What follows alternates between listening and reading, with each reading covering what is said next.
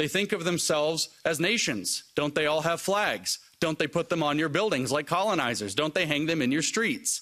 They think of themselves as occupying nations, but they see themselves as bound together, just like the various colonized nations around the world, in seeking liberation from Western civilization.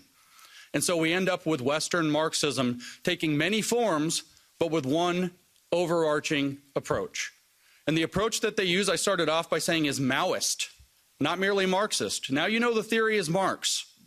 It's just evolved into different species to attack the West at its weakest points, through our tolerance, through our acceptance, through our openness, through our generosity, through our best traits, actually.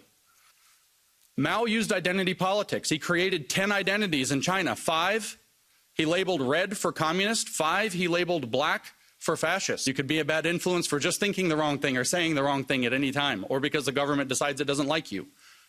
These are the bad categories. And if you have a bad category, very importantly, your children have a bad category by default. So they create a social pressure for your children to identify as revolutionaries, at which point they get a red identity, a communist identity, a good identity. And they get rewarded for it.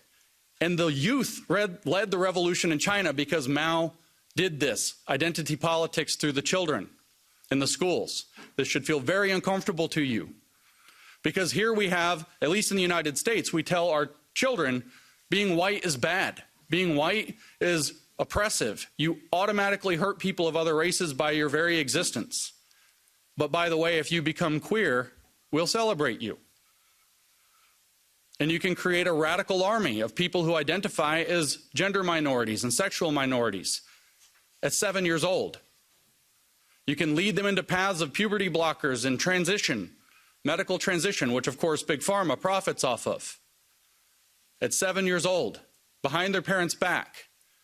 There's a reason for this. It's the same program that Mao Zedong used to radicalize the youth in China. The only thing different is the identity categories have shifted.